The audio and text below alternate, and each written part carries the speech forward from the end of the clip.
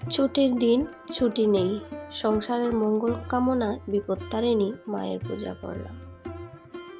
4:30টায় ঘুম থেকে কিন্তু উঠে গেছি, উঠেই লেগে পড়েছি সংসারের কাজে। তো বন্ধুরা নমস্কার, সবাইকে জানাই অনেক স্বাগত। আশা করছি সবাই খুব ভালো আছো, সুস্থ আছো। আমার আরও একটি নতুন ভিডিওতে সকলকে জানাই অনেক অনেক স্বাগত।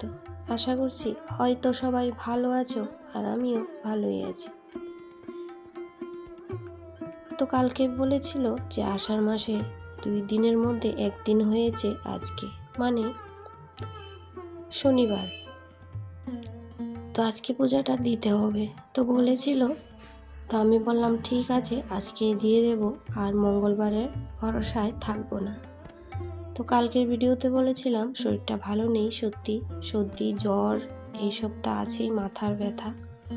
তো এইসব নিয়েই কিন্তু ভয়েসটা দিচ্ছি। তো যাই হোক, এখানে কিন্তু আমি ঘর দূর গুছিয়ে ঘরগুলো ঝাড় দিয়ে দিচ্ছি, আর ঝাড় দিয়ে সমস্ত ঘর মুছে নেব। যে কোনো পূজা পার্বণ দেখবে সকাল সকাল হয়ে গেলেই ভালো, তারপর তো রান্না বান্না সংসারের কাজ কিন্তু থেকেই যায়।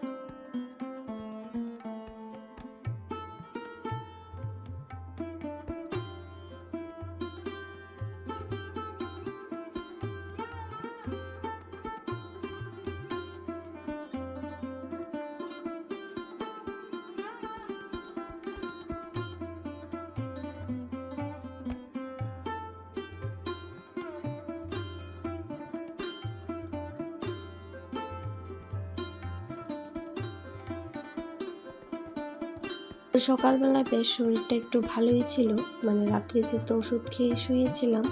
তো শরীর ভালো না থাকলেও কিন্তু মুখের হাসি বা কাজের মধ্যে এনার্জি সেই লেভেল কিন্তু থাকে। যতক্ষণ পর্যন্ত আমি বিছানায় পড়ে না যাচ্ছি ততক্ষণ কাজ করতেই থাকি। তো কাল রাতেই দেখো পূজা দেওয়ার পর কিন্তু সমস্ত বাসন কুসন ধুয়ে সব কিছু গুছিয়ে রেখেছি। এই যে মনের জোরে কিন্তু সব কিছু করি আমি। আমার মনে অনেক জোর আছে যে আমি করব, এটা আমাকে করতেই হবে। তো সমস্ত গুছিয়ে রাখলে কি হয়, পূজা দিতে বেশি সময় লাগে না। তো 4:30টার আগেও ঘুম থেকে উঠেছি, কিন্তু অনেকগুলি ভিডিও ক্লিপস ছেলেটা ডিলিট করে দিয়েছে, এই জন্য না সমস্ত কিছু দেখাতে পারিনি। তো কালকে তাড়াতাড়ি শুয়ে পড়েছিলাম বলে সকাল সকাল উঠে পড়েছি। আর পূজা দিতে তো বেশ 3-4 ঘন্টা লাগবেই। তো এখন ফলগুলো ধুয়ে আমি কিন্তু ছাদ থেকে জল নিয়ে আসবো। তো জল নিয়ে এসে সমস্ত কিছু গোছগাছ করে নিচ্ছি।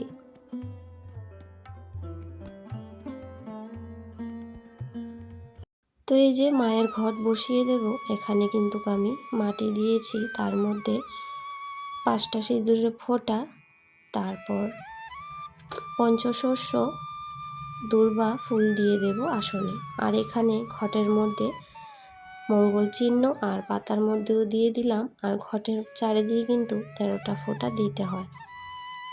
আষাঢ় মাসের শুক্লপক্ষে এই 2টা দিনে বিপত্তারিণী মায়ের পূজা পড়ে, আর সব কিছু যদি 13টা করে দেওয়া যায় তাহলে কিন্তু খুবই শুভ মানা হয়।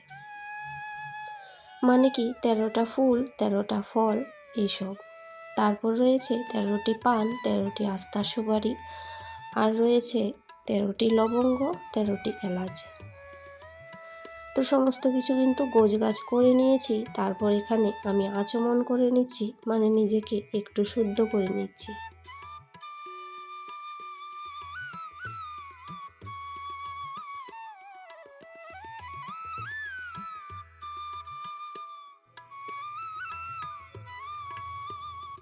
তো প্রথমে তো গণেশ ঠাকুরের পূজা করেছি, কিন্তু পঞ্চদেবতার নাম নিয়ে এখানে ফুল, দূর্বা আর বেলপত্র, আর তারপরে কিন্তু বিপত্তারিণী মায়ের নাম জপ করলাম।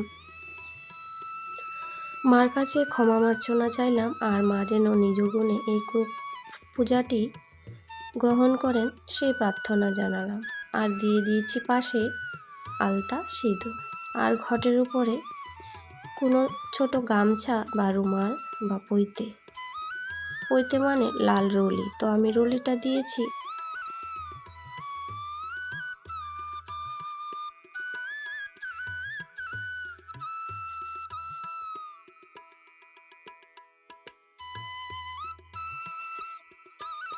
তো আজ তো ফলই মাকে নিবেদন করেছি, আর পঞ্চদেবতার নামে একটা 5টা ভোগ যেটা চাল কলা দিয়ে দিতে হয়, আর মাকে দিয়েছি আর একটা চাল কলা ভোগ, সেটাও কিন্তু মায়ের উদ্দেশ্যে।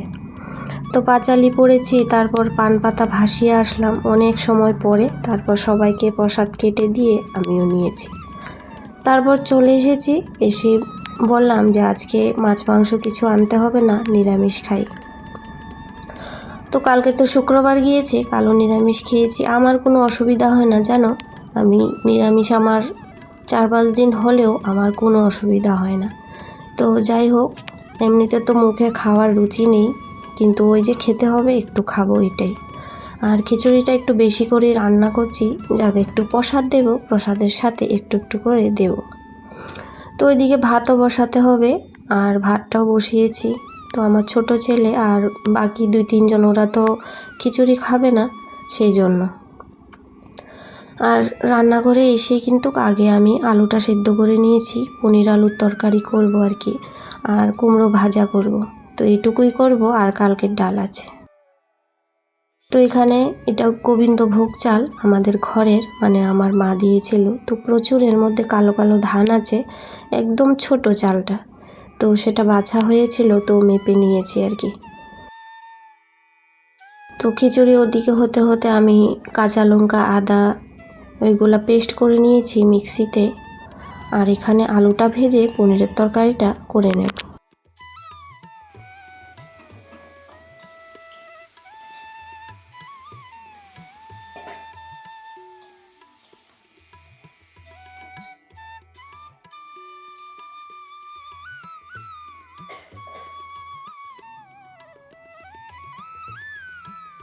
তো এখানে ফোড়নে দেব, প্রায় হয়ে এসছে। আর লঙ্কাগুলো দেখো, প্রত্যেক দিন যখন কড়াইয়ের মধ্যে লঙ্কা দিই এরকম করে ফুটছে। কয়দিন আগে তো এরকম করে পড়েছে, আমার হাতের মধ্যে পুরো কালো হয়ে গেছে, এতটা তেল চিটকে পড়েছিল। তো যাই হোক, এখানে ফোড়নে 5 ফোড়ন আর গরম মশলা দিয়েছি, আর তেজপাতাটা কিন্তু পরে দিই আমি। তেজপাতাটা আগে দিলে হয় কি, পুড়ে যায় আর গন্ধটা কিন্তু থাকে না। তো এখানে দিয়ে দিয়েছি নারকেল কুচি, আর নারকেল কুচি, বাদামটা নেই, নারকেল কুচি দিলে পরে খিচুড়ি খেতে বেশ ভালোই লাগে। আর সবজির মধ্যে দিয়েছি হচ্ছে কুমড়ো আর আলু, তো বেশি অন্য কোনো সবজি দিইনি। তো একটু ঘি দিয়ে দিয়েছি সম্বার আটার মধ্যে, গন্ধটা ভালো আসবে, কিন্তু পরে আবার দেব উপর দিয়ে ছড়িয়ে। আর আদা কাঁচা লঙ্কাটা কিন্তু আগেই দিয়েছিলাম, খিচুড়ি যখন অর্ধেক হয়ে গিয়েছিল তখন। তো যাই হোক, আমার খিচুড়ি রান্না একদম কমপ্লিট। ওইদিকে কিন্তু আলুটা, পনির আলুর তরকারিও হয়ে গেছে, ভাতও হয়ে গেছে। তো এখানে নিচে শ্বশুরমশাই মানে রান্নার সেন্ট পেয়ে বলছে আমাকে ফোন করে একটু সবজি দাও। তো মা এখানে বলছিল সবজি তো রান্না করেনি, মানে খিচুড়ি রান্না হয়েছে। আসলে গোবিন্দভোগ চালের খিচুড়ি, পুরো ঘর হয়তো মোমো করছে, কিন্তু আমি তো সর্দির জন্য কোনো সেন্ট পাচ্ছি না। তো এখানে ঢেলে রাখছি ঠান্ডা হওয়ার জন্য, ছেলেও খাবে, বলছে খিদে পেয়েছে, কিন্তু আমার ছোট ছেলে একদমই খায় না। তো এখানে কিছুটা একটা টিফিন কৌটাতে নিয়েছি, দিদির বাড়ি যাবে, তো এখানে কিছুটা পাঠিয়ে দেব প্রসাদও সঙ্গে। আর কালকের কিন্তু আলু ভাজি আছে। আর এখানে প্রসাদ নিচ্ছি, নিয়ে সবাইকে এক এক করে যে যে আসছে দিচ্ছি আর কি। তো তোমরাও নিয়ে নাও একটু প্রসাদ। মা বিপত্তারিণীর কাছে প্রার্থনা করি আমার সকল বন্ধুরা যাতে ভালো থাকে, সুস্থ থাকে।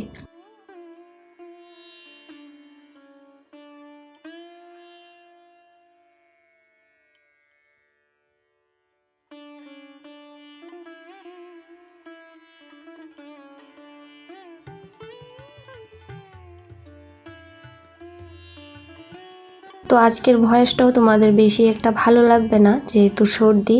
তো যাই হোক, তোমরা সবাই আমাকে ভালোবাসো, মানিয়ে গুছিয়ে নিও গো। তো এখানে ছেলের রুমটা দেখতেই পেয়েছো, আমার মাঝে মাঝে মনে হয় এটা তো আমার বাড়ি ঘর হতেই পারে না, এরকম আগোছালো থাকে, আর বলে লাভ নেই। তো সব রুমের বেডশিট ধোয়া কাচা হয়ে গেছে, ও রুমেরটা ছিল, তো ভাবলাম আজকে চেঞ্জ করে দিই, কালকে ধুয়ে দেবো। তো সমস্ত কিছু গুছিয়ে গাছিয়ে নিলাম। শরীর ভালো না লাগলেও না, ঘরদোর এরকম নোংরা থাকলে আমার সত্যি ভালো লাগে না, মনে হয় আরও আমি অসুস্থ হয়ে পড়ে যাই এইসব দেখলে। তো এখন এগুলা গুছিয়ে তারপরে একটু খিচুড়ি খাবো, আর খেয়ে একটু হয়তো রেস্ট করতে হবে, কারণ আস্তে আস্তে শরীরটা কিন্তু খারাপ লাগছে এখন থেকে।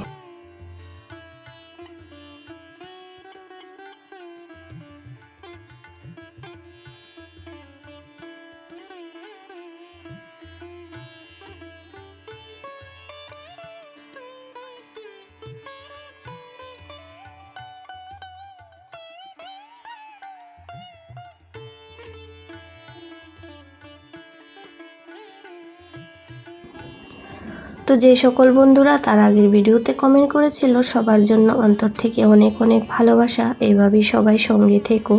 আর যারা নতুন হয়ে আমার পরিবারে আসছো, যদি ভিডিওটির কোনো অংশ তোমাদের একটু ভালো লেগে থাকে তো আমার পাশে থেকে যেতে পারো। তো এখানে ছেলেকে বলছিলাম যে বিছানাটা তো একটু গুছাতে পারিস। তো যাই হোক, আজকের ভিডিওটি এখানে শেষ করছি। সবাই ভালো থেকো, সুস্থ থেকো।